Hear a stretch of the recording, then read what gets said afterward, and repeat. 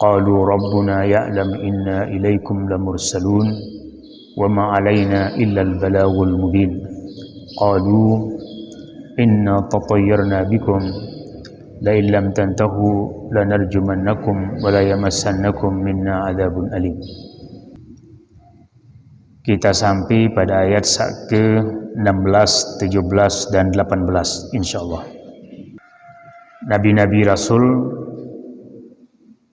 yang diutus oleh Allah kepada kaum-kaum sebelumnya secara serempak berikrar dan menyampaikan kepada umat dengan mengatakan Rabbuna ya'lam. Rabbuna, Rabb kita. Jadi telu nabi niki menggunakan kalimat Rabbun diingkeun Allah agar para atau kaum-kaum niki paham bahwa sautus Nabi Rasul niki sakwikan tentang hal kebenaran Nabi Rasul niki adalah Rabbun. Jadi Rabbuna yang lamun dalam Indonesia disebut dengan Tuhan, tetapi Rabbun iki adalah Al-Khaliq, Al-Malik, Al-Mudabbir. Jadi Allah sebagai pencipta, Allah sebagai pemilik, dan Allah sebagai pengatur. Jadi setiap dengan Arab, lebih-lebih pada zaman jahiliyah yang bahasa Arabnya masih murni, persis sesuai dengan pahamnya, memahami bahwa kalimat Rabbun ini adalah langsung ulun pikiran keyakinannya tertuju kepada Allah sak jadi tukang pencipta, pemilik, dan mengatur. Dan iki mun imannya termasuk oleh kafir-kafir Quraisy, beriman tentang Allah sebagai pencipta, pemilik, dan pengatur, termasuk umat-umat terdahulu. Yang dengan umat makin sekalipun agama di Islam, maka mereka punya keyakinan bahwa langit bumi samar niki kebelian, hujan, angin, genter niki meyakini bahwa arak tukang pian, arak tukang atur yang maha besar, yang maha agung. Niki menurut keyakinan masing-masing. Cuma oleh agama-agama lain niki menyebut Tuhan-Tuhan sak mun diyakini sebagai pencipta niki dengan nama-nama lain. Sedangkan itu umat Islam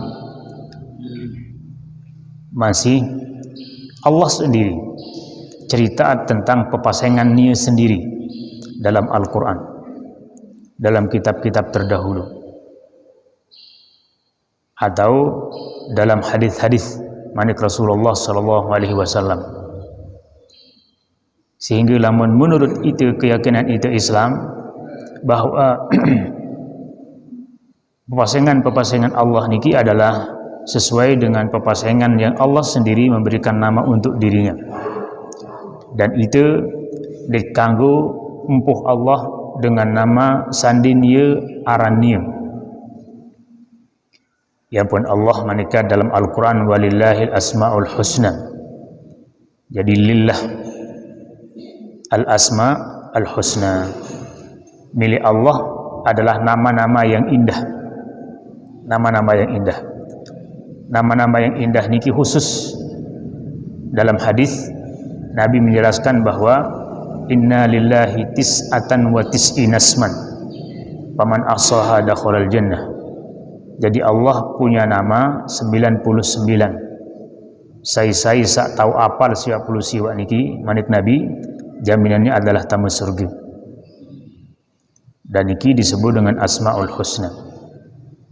Selain haniki, maka dingkanggu tersebut-sebut Allah, sekalipun mutiyakinin bahwa Allah sebagai pencipta dan lain sebagainya, lagu tertempuh dengan nama yang bukan pepasengan Allah, niki dingkang.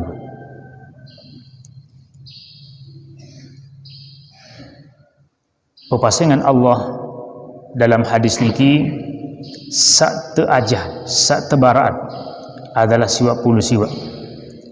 Sedangkan pepasengan Allah niki lebih dari niki. Begitu banyak nama-nama Allah sesuai dengan sifat dan kekuasaannya. Izin dalam doa Nabi. Doa niki tersebut oleh para ulama dengan doa menghilangkan susah,